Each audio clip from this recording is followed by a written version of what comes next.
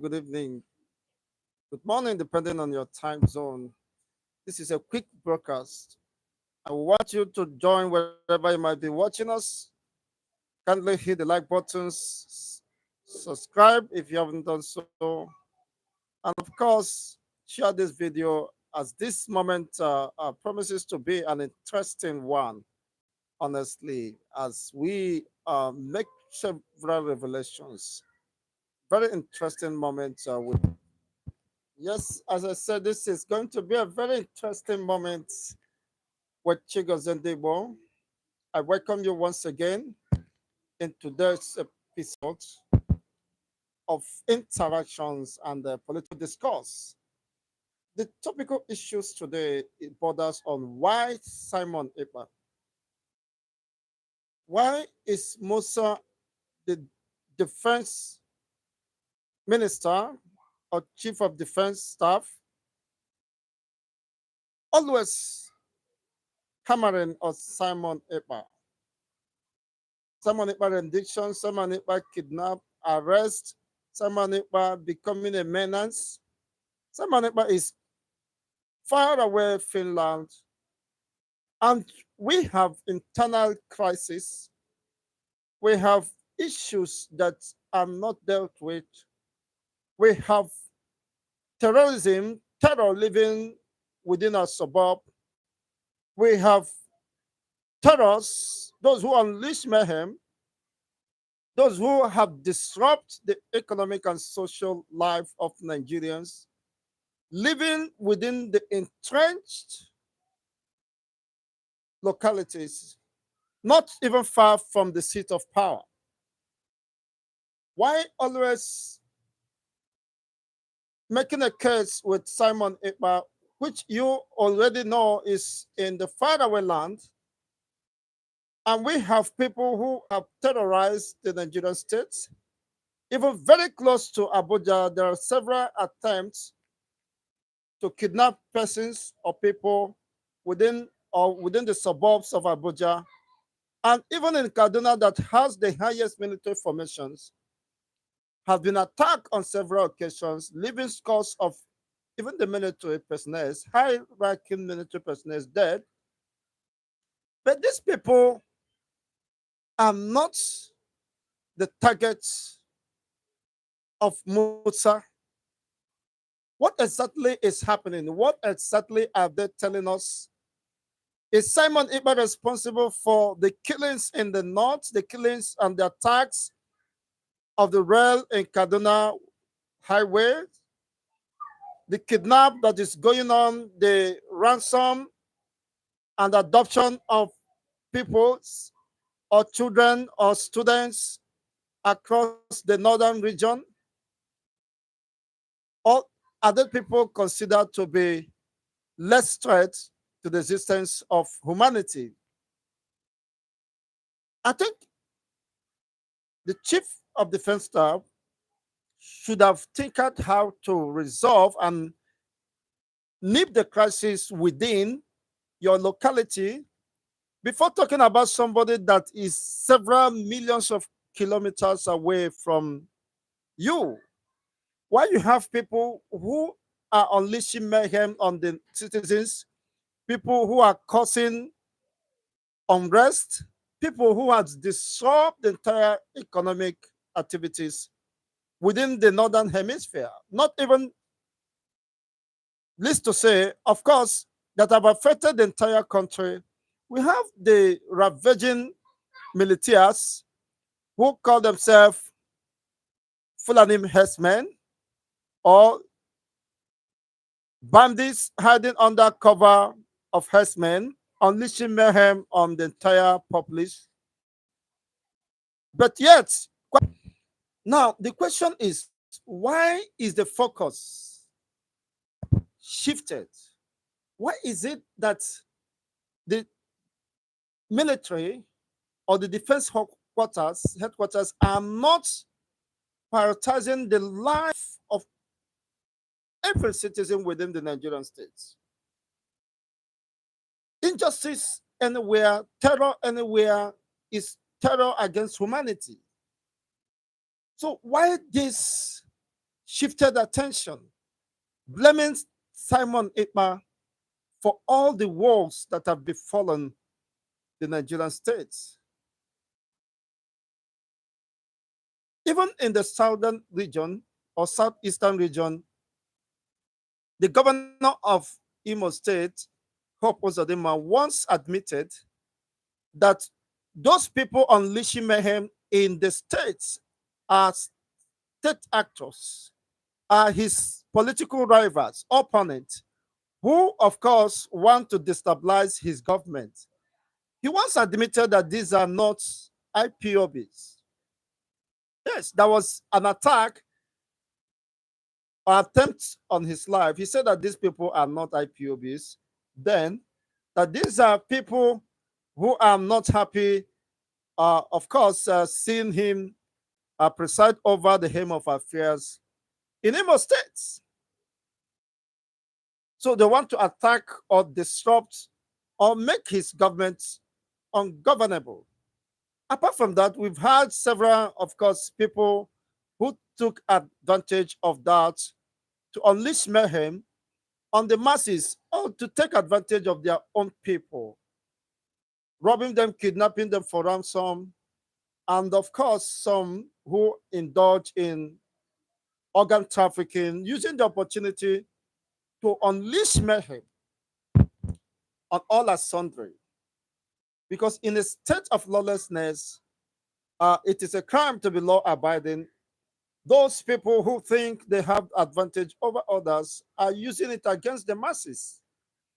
Now, with the current situation Nigeria has found herself, no part of this country is safe. No part of this country have enjoyed relative peace. Unfortunately, it is aggravating. Now, of recent, about less than 48 hours ago, Zamfara State, several communities were rounded up, were raided, killed, massacred by unidentified militias, gunmen. Now you begin to ask, these are within Nigerian locality. These are within the Nigerian territorial integrity or sovereignty that have been grossly compromised. What is the chief of defense staff doing? For instance, in Plateau State, those who attack several communities also give a notice that they are coming to attack more. The survivors of those previous attack will become the victim of the next attack. They send notice to the communities, and the communities were panicking, and there was no measure put in place to forestall any further attack by the military. They were watching until disaster looms, and they come again to be crying that the territory or those terrain were not, of course, were very difficult for the military to navigate through, or even when there was distress calls put across for the military to intervene, it took them several hours and days, and the excuses they could make is that those regions or those terrains were very difficult to navigate through. What is that telling us? What is that telling us? These are within the Nigerian territorial sovereignty. And yet, the military could give such flimsy excuses, the reason why they could not respond swiftly, even when the life of the citizens were in jeopardy. Of course, they unleashed mayhem and retired to their safe havens. And unfortunately, these safe havens are still within the Nigerian territory, not even far from the Aso Villa. And yet, the chief of defense staff have not gone to fish them out. People that are very close, the proximity is not something, it's less than 2 hours some from the seat of power. You have not gone after them. You have not put any decisive effort to fish them out. The Nigerian masses are helpless, citizens are helpless, communities, local government of most recent, the Islamic State of West African province, a terror group, what acclaimed terror group, after the order of Al Qaeda, ISIS, have consolidated their base in Nigeria, in northern Nigeria, and they are trying to spread across the entire northeast, northwest, and of course, the north central, and extend their tentacles to the south. Of most recent, there was a video that went viral there where the Iswap commanders were mocking the Nigerian government or Nigerian military that this is where they are. If they dare to challenge them, let them come. And we didn't hear any marching order, even from their president, Ahmed Bola Tinubu, or the chief of defense staff. That would have been enough job, of course, to tackle. You left all the killings in Zamfara of recent. This is not the first time. There have been repeated attack, assault on the indigents. I pity the Norths. I pity the northern indigents. Unfortunately, most of them are not responsible for their woes that have befallen them. This is just circumstantial, of course, they're just circumstantial victims by finding themselves in a system that unfortunately will always give reasons, excuses why people or the life of the citizens could not be protected. If you understand that the place is very difficult to navigate, where are the air surveillance? What about the billions of naira that have been expended in the fight against insurgency, Boko Haram, and the rest of them? If mastering the terrain of those places or regions are difficult, why not use the earth surveillance? Use the earth, the air, of course, navigations and all that to get where these people are, even before they invade those communities. That is the fundamental question. Every time the chief of defense staff will come out and be, in fact, to me, is an insult to the intelligence of his listeners. Every time you come, Simon Ekpa must be arrested. Simon, arrest Simon Ekpa and let's know if that will solve the problem.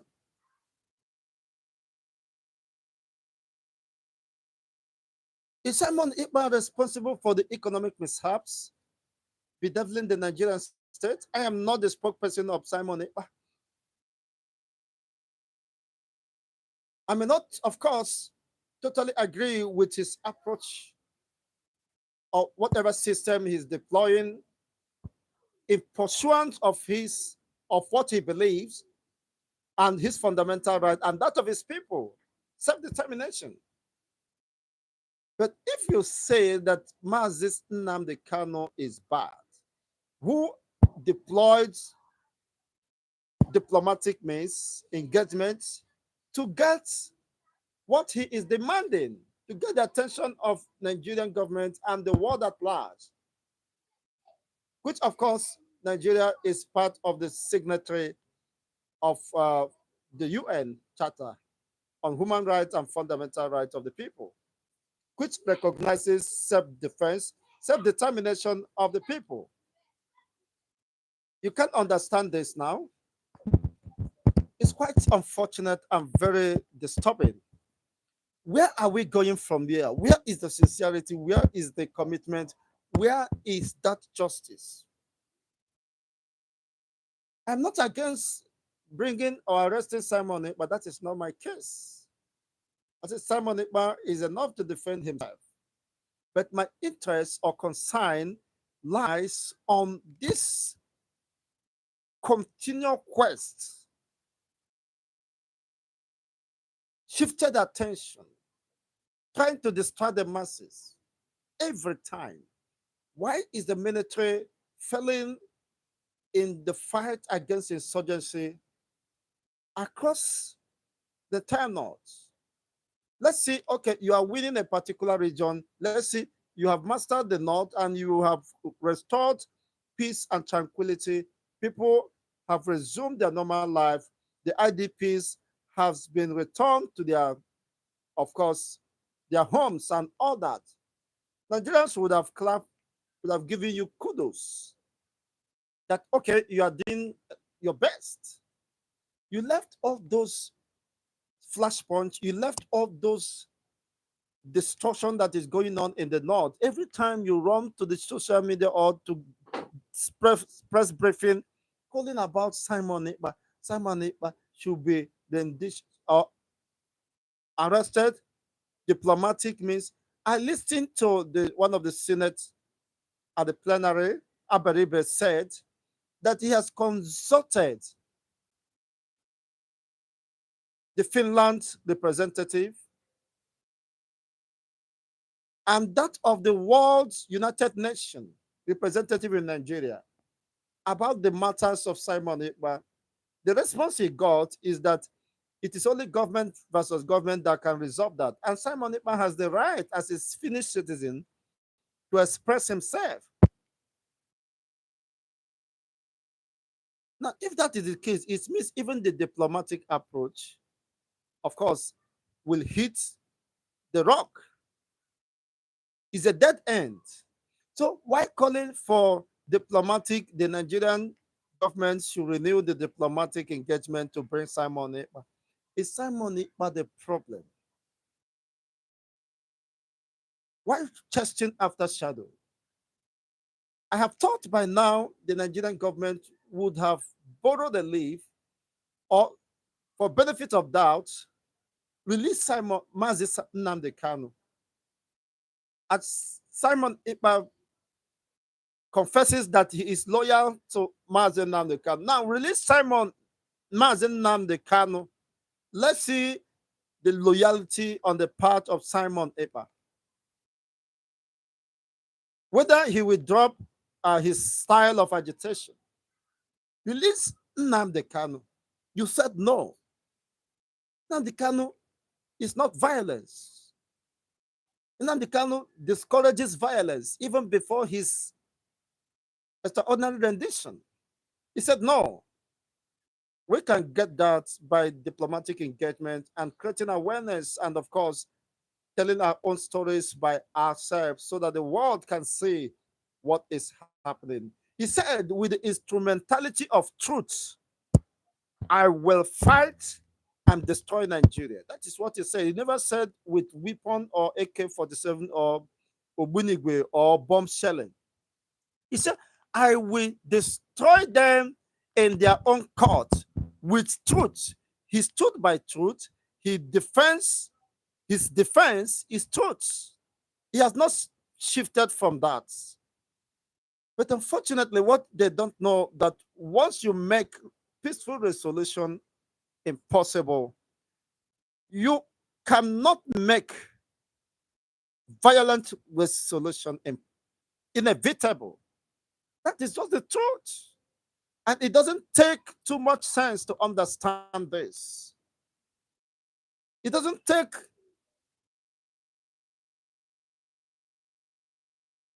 a university certificate or to attain a high level of accomplishment to understand this.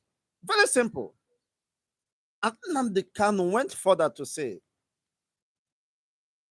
if I am released under 2 minutes, who is that bagger? Who is that person that will counter my instruction? I will restore peace under 2 minutes. He meant it because he's a man of peace. Even when people want to order arms, agitation groups want to rise or suggest the use of kinetic as a way of engaging Nigeria, he discouraged them. In fact, he was the reason why they never sprang up. They were just waiting. He was the only one who was able to calm them down. So let's use diplomatic approach.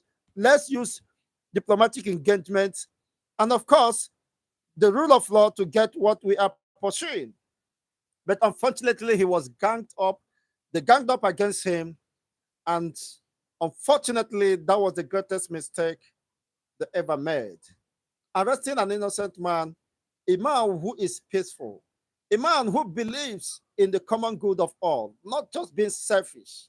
He believes in the common good of innocent Fulanis. He believes in the common good of innocent Kanuris. He believes in the common good of good Hausa indigens. He believes in the common good of Yoruba or Odua indigens. He believes in the common good of Isekiri, Isoko, and the rest of them, including the Igbo indigens. He is a Pan-African leader, a leader who wants Africa to move forward, who wants Africa to be liberated from the shackles of the Western uh, dictators and to move their life forward. The African can develop, African can grow beyond, of course, the chains and shackles of the Western uh, oligarchies, the Western neo colonial masters who wants to keep Africans in the dark so that they can continue to rip off Africa, impoverish Africa, and use poverty and retrogression as a weapon to hold Africa down perpetually so that Africa will not rise. Because once Africa rises, of course, they will lose their relevance. Once Africa rises, they will remain irrelevant in the world stage. So such people, that was what Mazi Nnamdi Kanu stood for. He wants the common good of all. He wants a society where everybody will be given opportunity to aspire and progress at its own pace without being interrupted, without being intercepted, without being envied, without being conspired against, just as what is happening in Nigeria. There is no honesty, there is no truth, there is no brotherhood, whether you change the national anthem or not. That is the truth. In brotherhood we stand. Which of the brotherhood? Is it in the brotherhood of the Nollywoods or the brotherhood we can see, we can perceive? Where is the brotherhood?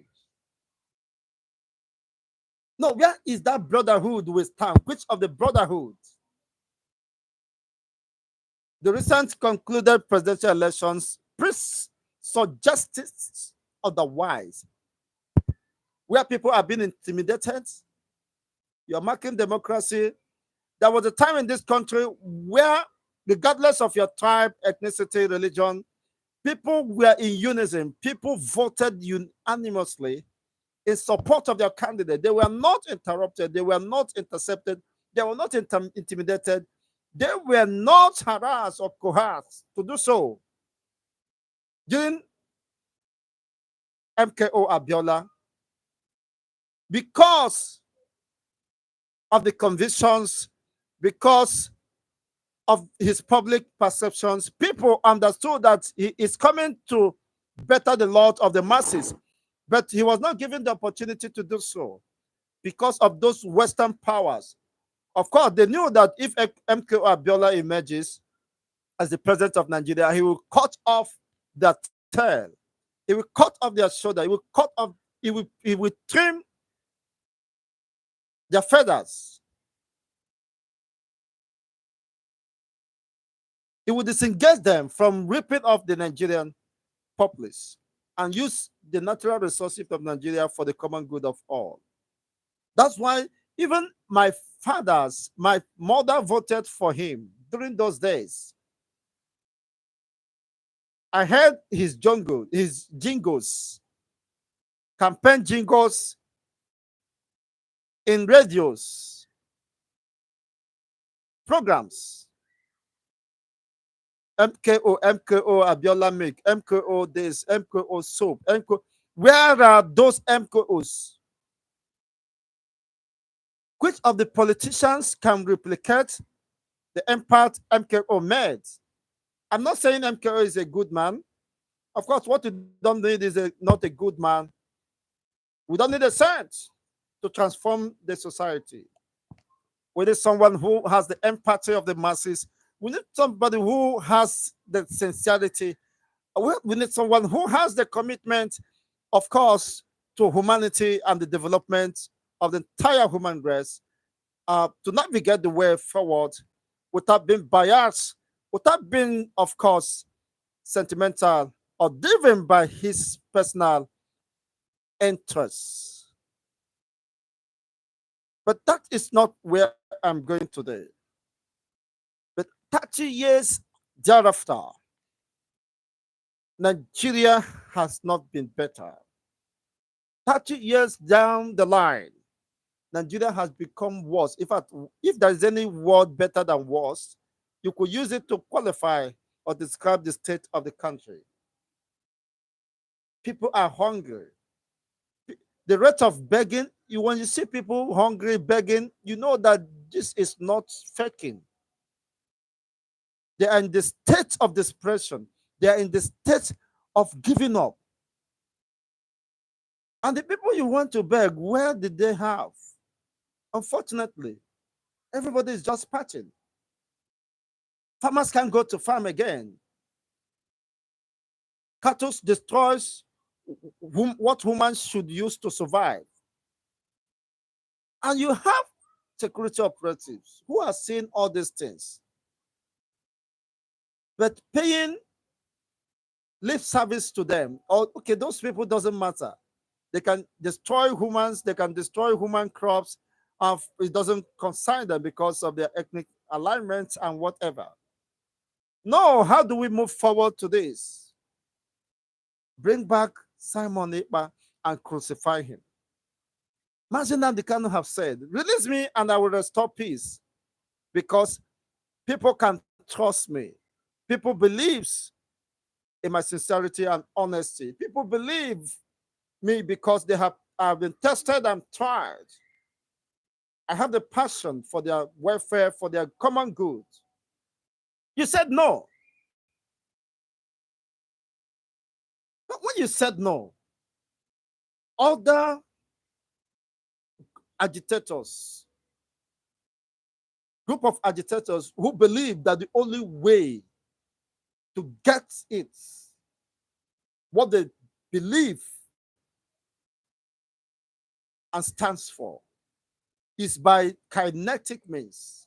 And unfortunately, the Nigerian government fell prey to such snare, fell into the snare, was trapped.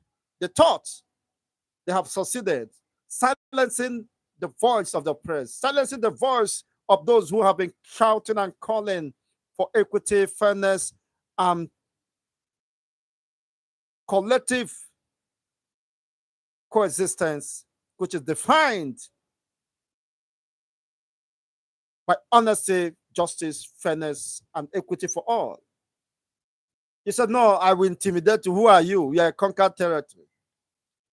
Just as Philip F. Young said, when you fail to address the issues that led to the Civil War, that the children of these people that fought the war will rise and pick up arms. Had the injustice be addressed, if it is, there wouldn't have been needs for renewed agitation for the restoration of Biafra. Even when Gowon, the then military head of state, said there is going to be reconciliation, reconstruction, and rehabilitation. Did he keep to his promise? It was mere political accession, mere political statement that was not adhered to. So the likes of Gowon should be blamed whatever has happened or is happening within the Nigerian state today. They said, no, how can we rebuild the people we have destroyed? How can we rebuild the people we want to exterminate? How can we rebuild a people or reconstruct a people who we never wanted to lift their heads up. We never wanted them. We thought in two ways we can wipe them off. But unfortunately, we are not able to do that in 3.5 years. Now, the only way to keep them suppressed is not to reconstruct. We don't even care to reconcile. We don't even care to rehabilitate the wounded hearts, the bleeding hearts, those who lost over 3 million of innocent children through starvation.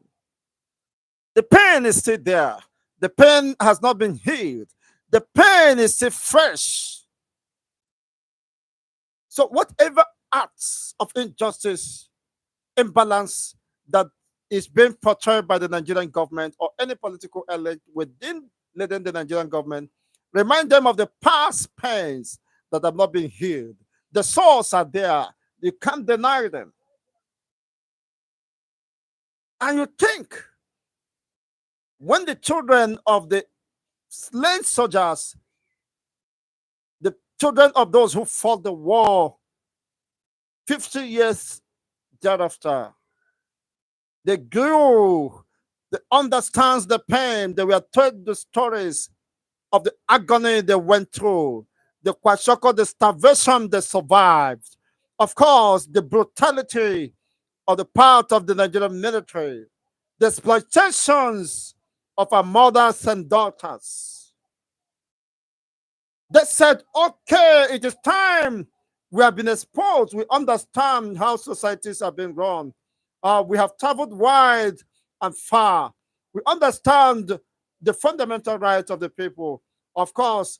And if we must continue as a collective existence of Nigeria, should be negotiated. Otherwise, everyone must part his way. But unfortunately, the leadership of those era never paid attention. They thought it was a joke. Of course, to make it worse, the fortunate president Buhari said that these people are just dots in a cycle. They could be killed any moment, any time. He's going to teach them the language they understand. He's going to remind them, of course, the pains and agony of the war, the brutal or the worst genocidal war, conspiracy against an innocent people who only asked, of course, for the right thing to be done, who only asked, let there be fairness and balance in the system. Let everybody right be respected. You said, no, you're going to teach them the language they understand. You are going to cross them. You are going to teach them a lesson. Of course, deploying all the state arsenal against them. But when you made such assertion, of course, the people were calm and watching, of course, to know the steps, whether you will retract your steps or, of course, withdraw such statement. But Buhari never did. Of course, we saw him display that the eastern regions was ignored. As he said, they only gave him 5%. But would that be the reason there were different tribes? They were sidelined, of course, were absent in the government of Buhari, as that was not enough. You reminded them the pain of the past, how they lost their loved ones, how they lost more than 5 million people in the most brutal war, in the most hostile war. That was a needless war in the first instance. It was a needless war because if Nigeria fought to keep Nigeria warm, has Nigeria remained warm? Have they achieved that very purpose? If Nigeria fought, of course, to make progress, has that progress been made? If Nigeria fought Biafrans, if the 3 million children that was starved was intended to make Nigeria better, and Nigeria better today. If they fought the Biafrans to make the Biafrans or to make Nigeria peaceful, had Nigeria enjoyed such peace? If they starved 3 million children to death, to have enough food and more reserve for themselves. Are Nigerians not hungry today? Including the military personnel who has lamented, of course, their ordeal, their frustration, that even their take home is not even enough to sustain. I don't need any call until I'm done with the program. So I wouldn't be able to read the messages because of the circumstances here. But whatever be the case, I appreciate your response and, of course, interaction here. But that is the truth of the matter. If Nigeria fought the Biafrans to make progress, have that progress been made after 50 something years? What was the reason for going to war?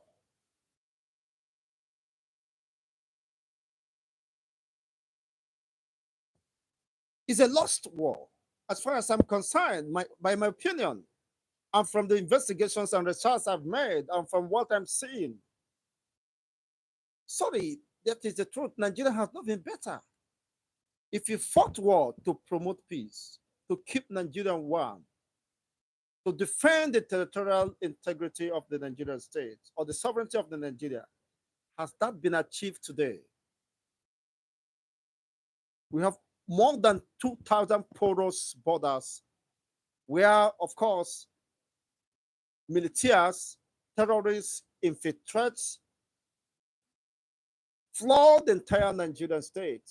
From the northern hemisphere, have you achieved that border control? Unfortunately, that same spirit has risen again. Get Simon Ekpa and kill him. Simon Ekpa, Simon Ekpa. We are not talking about over 2,000 or more porous borders that expose the entire northern population to such state of vulnerability. They are being killed. I watched one video, I was crying. Look at children packed in somewhere. They left their homes. Most homes have been destroyed. And the chief of defense staff are not seeing all these things. And your only interest is Simon Ekpa. Every time Simon Ekpa. Fire is burning between your two legs and you're ignoring the fire, looking for smoke somewhere else. No, that is the heart of hypocrisy. How do we address these things? As I rightly said, I don't support violence because violence does not respect anyone. Anyone can be casualty or victim when violence is invoked. But unfortunately, we can't deny the reality. When you make peaceful resolution impossible, of course, violent revolution can be inevitable. Everybody can be Nnamdi Kanu. Yes, Nnamdi Kanu believes in calmness. He believes in engagement. Of course, in pre-food protest, I saw one of his videos of recent when he was attacked. Is it in Aba? He was just walking with his Jewish clothes or praying clothes. He came down when they barricaded, the Nigerian military barricaded those roads to stop him and his followers. Of course, those who believe in his cause. He came down from the vehicle that was conveying him. He used his leg to pass the military checkpoints. He never used arm. He never interrupted, he never intercepted them. He just walked past them and continued his journey. This is a peaceful man. What else do you expect to see? What else do you expect to see before you understand that Nnamdi Kanu was a peaceful leader? He never meant anyone's harm. And of course, when he was attacked in his country home, what happened?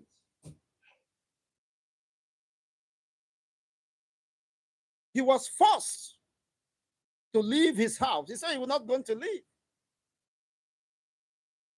He saw over 20 persons dead, shot dead. Of course, the Nigerian Supreme Court has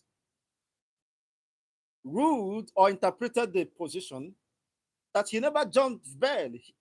The Nigerian Supreme Court ruled in his favor. Said no, the lower courts delivered an error judgment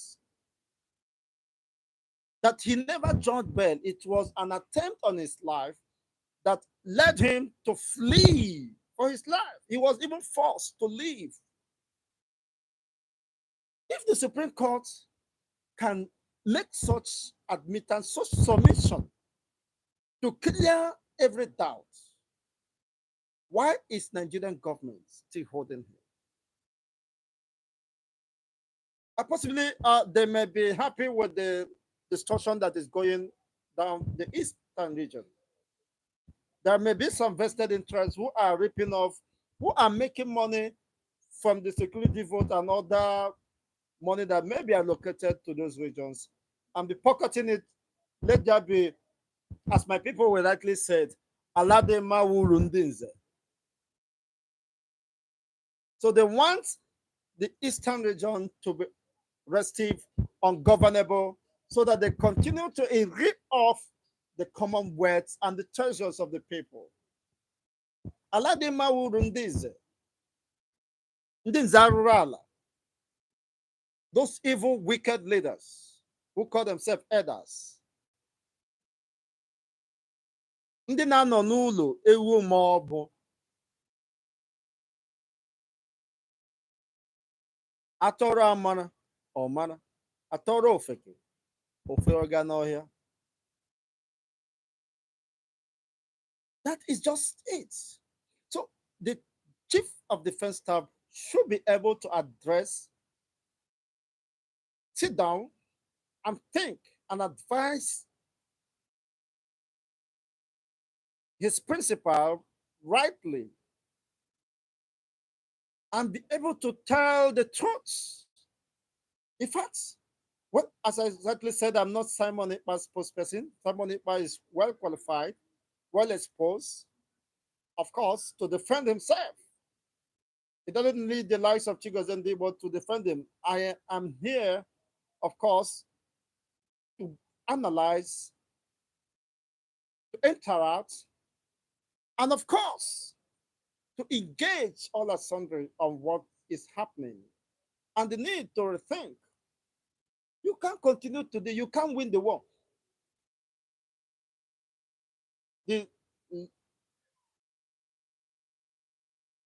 Of recent, the Nobel laureates, Professor Wole Soyinka, made a very frantic, unequivocally submitted. You can't defeat Biafra. He said it. He have underscored the circumstances. He has made his findings and have weighed the balance. He experienced the civil war.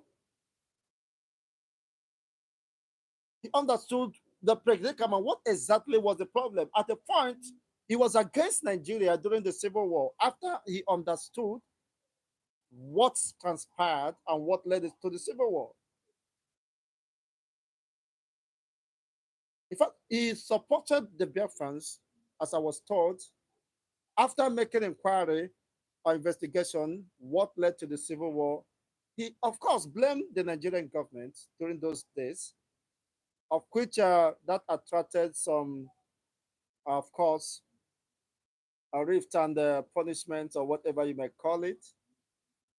At his age at this time, very close to 90 years, he has seen everything. And he can't continue to deceive himself. He said, you can't win Biafra. You can't stop them. Even when you deploy kinetics, the use of kinetics It's just temporarily. You can't kill them because it's an ideology, it's a spirit. You are giving them reason, more reason, of course, to continue the agitation. You are giving them more reason to believe they are not part of the Nigerian system. They are not integrated. It is becoming more pronounced, more loud, more very clear to them, even to their born generation,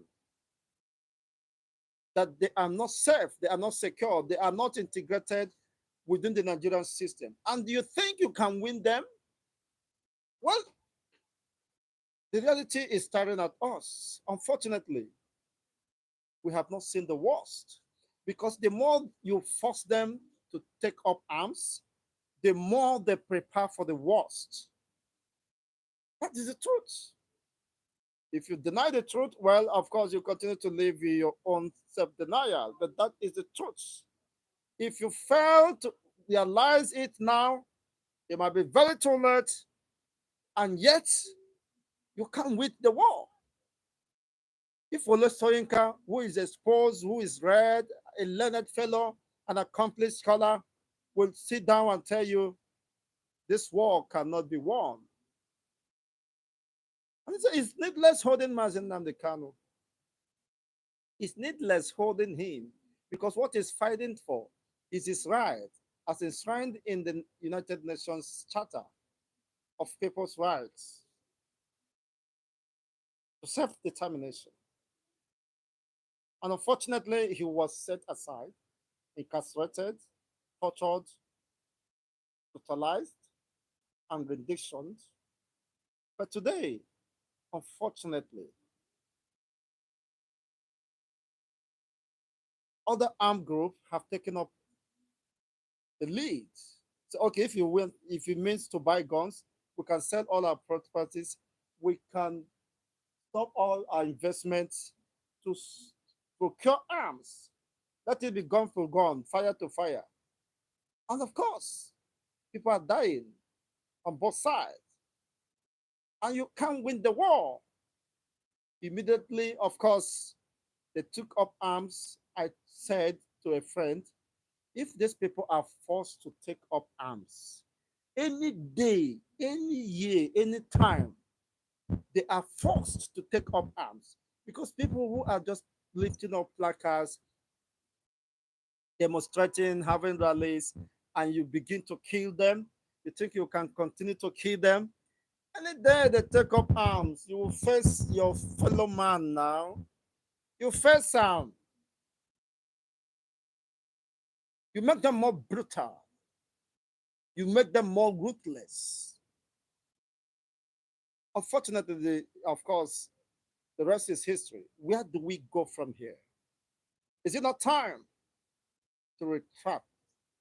Is it not time to begin to think how to provide lasting solutions and save humanity of this needless wastes of human lives and properties? You can't steal that from them. The quest for freedom, for independence, for self expression, accomplishment, and fulfillment. They believe they will only be fulfilled when Biafra comes. Where is their hope? Where does their hope lies? In Biafra. Well, I'm not the one to stop them, neither will I be the one, of course, to lead this Biafran struggle. But the people have spoken loudly of most recent, the Biafran self-referendum voting exceeded 30 million according to, it was published in the Nigerian media, newspaper and all that, that over 30 million Biafrans voted yes to self-referendum. Or could it be that Simon Ekpa was lying? Or could it be that these people were forced at the gunpoint, of course, to vote yes? Or could it be that Simon Ekpa was mobilizing people to force them to vote? They have seen, they are convinced with the realities on ground, with the way they have been sidelined, with the way their expectations have been dashed, their hopes were destroyed. The hope they casted on the ballot boxes were dashed, were destroyed. The thought, the emergence of their candidate, P2B, would have given Nigeria a new facelift, a new hope. But that day was when the entire hope was swallowed. I was laughing. I knew it would happen. I wasn't shocked. I wasn't surprised. I wasn't perplexed about whatever transpired. I knew it would happen. But that is not the case here. That is not the subject of discourse. I told them that the other chi is coming. The bigger other chi is here. Well, as much as you care, you can continue to call for the arrest of Simon Ekpa and fail to address, of course, the nagging issues.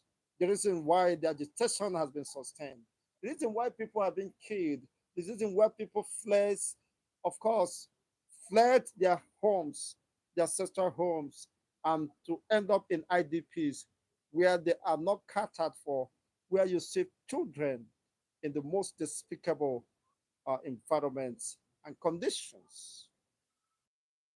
Won't you, for the sake of these children who have been oppressed, who are facing, of course, dehumanizing uh, experiences, facing rapes across the regions, won't you, for the sake of the innocency of these children, have a return? Unfortunately, the military personnel, several thousands of them, have lost their lives. A needless fight. And their children's, the widow and the orphans or the fatherless, were there wallowing in abject poverty. Some, of course, have dropped out from schools. Nobody took care for them. Is it the government that is finding it difficult to pay the minimum wage, to improve on the minimum wage of the masses, of the Nigerian worker? We have any robust budget for those who lost their life and their families? It's quite unfortunate. This program was intended, of course, to reconsider what we have been doing wrong and to navigate the way forward. We can't continue to live in denial or be driven by selfish quest while the truth starts at us. You can't be losing your combatant men because you want to execute a mission and force people who's already have given up in the Nigerian system, who already have given up everything about Nigeria. Well, if you think you'll continue to waste humans and resources, well, only time will tell. But that is not the best solution. It can never be. It can't provide a lasting and enduring solution. But it's a moment of complacency, and everyone must begin to think and act rightly. Otherwise, we'll continue to see the worst. In a country where a pint of Gary is 4,000, in a country where a tin of milk is close to 2,000, in a country where beans, a delicate of beans, is 1/8 the last time, if it had not gone up, in a country where people find it difficult to transport themselves to their place of primary assignment, in a country where there are endless queues in the filling stations, in a country where hopes were dashed, people were expecting the president's state briefing at the Democracy Day to inspire hope, to inspire confidence, but they never got that. What they got was disappointment. What they got was endless rhetorics. How do we move from here? Where do we go from here? The endless rhetorics. Well, I leave you with these provoking thoughts until we come your way in subsequent editions. I remain Chigozie Ndibo. Don't forget to hit the like buttons, as I'm seeing here, it's very discouraging. Don't forget, don't just leave here, please, without hitting the like buttons. Subscribe if you haven't done so. And of course, turn on the notification buttons so that you can join our programs once we are live or whenever we upload our videos. We promises to have more interesting moments, discuss about issues. Our focus is humanity, nothing but humanity. We promote humanity, we promote acceptability, equity, fairness, peace. And of course, when there is peace, it will have a ripple effect. Everybody will enjoy it, whether you are at the top or at the bottom. It will also affect you when there is no peace. Of course, you'll be scared. You can't have you continue to uh, hire security orderlies or security personnel to guide you, but how secured are you when you're living in a midst of society that is the state of vulnerability is, I mean, unbearable, unimaginable. It's just a matter of time. Everyone, of course, will become in that state or trapped in that state of vulnerability. But I leave you with this until I come your way. Thank you for your comments. I may not read them. Well, with hope and possibly, uh, as God permits us next time, we will start out. And whatever be the case, I will study these comments and, of course, respond in subsequent edition. Thank you once again. God bless you. Remain blessed. Don't forget that humanity, making life better, making a society more better, is the reason and the greatest essence of joy. The best way to be happy or fulfilled is to make someone happy, to encourage someone to have a reason to live. But millions, tens of millions of Nigerians today have no reason to live. They have lost hope. They have lost hope. But that is quite unfortunate. In the midst of abundance, in the midst of the best temperament, I mean temperature, climate, whatever, we are wallowing in abject poverty, stuck in the wheel of motionless and despair. How long will this continue? With trouble wide and far, would see environment and societies, would see the commitment and accountability on the part of those governments and states, how they prioritize the welfare of Nigerians. In fact, the worst place to live is in Nigeria. You don't even have social security. I'm coming from hospital today. An operation that was carried on my son, I think on April 12th. They are telling me now that the same operation will be repeated. There are some things that needed to be corrected. For free?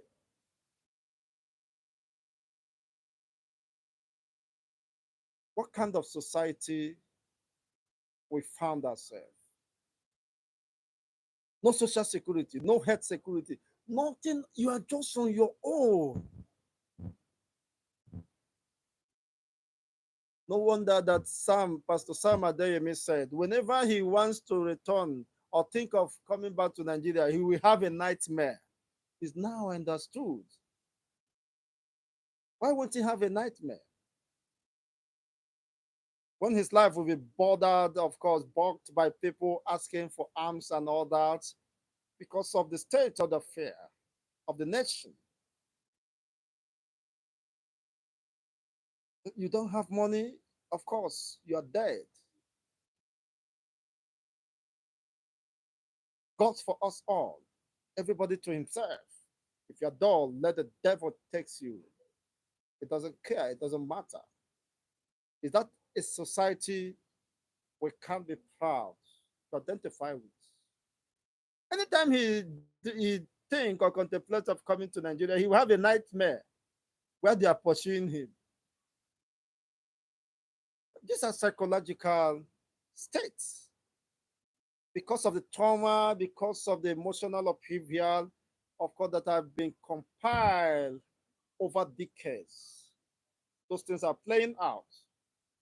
You can imagine, of course, visiting such a state. Is that what we deserve? Is that what we bargain for? Well, thank you once again until I come your way in subsequent edition. Remain blessed and bye for now. Good night.